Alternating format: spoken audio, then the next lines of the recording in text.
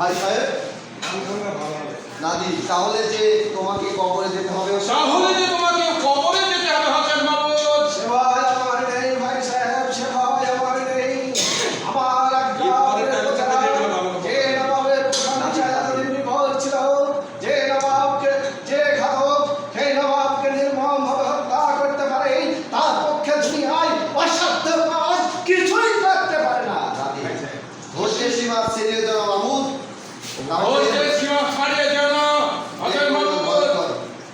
এর পরিমাণ যে ভয়ঙ্কর, এর পরিণাম যে ভয়ঙ্কর, এখন তোমাকে তা বুঝিয়ে দেবো, এখনই তোমাকে তা বুঝিয়ে দেব।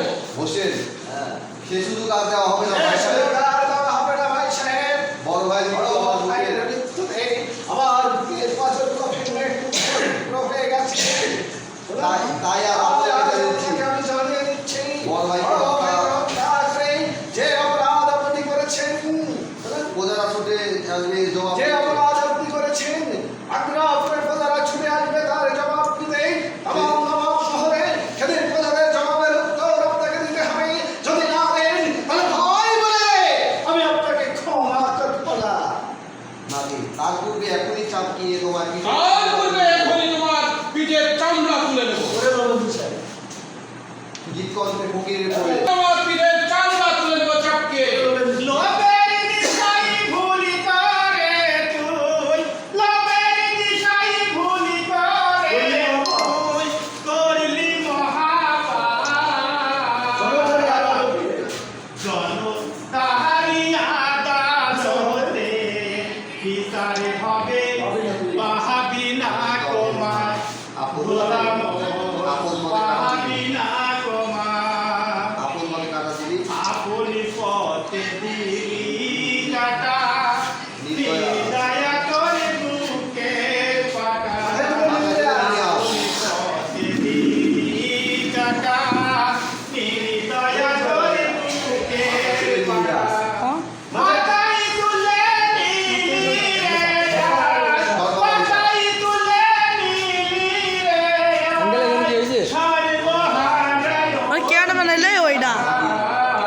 রেকর্ড কি বলছে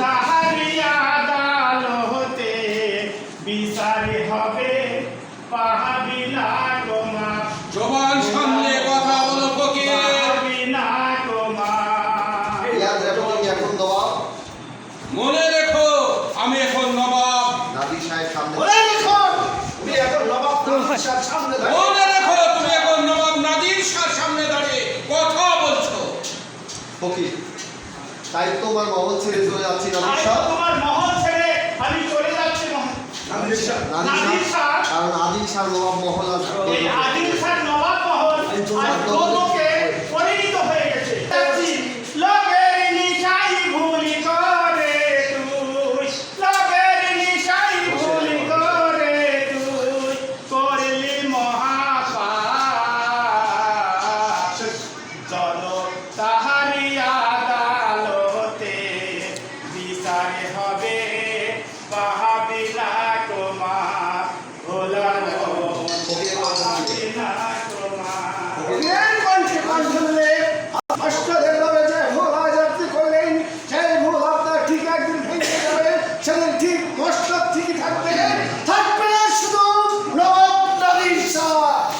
তুমি এই ইয়াদ রেখো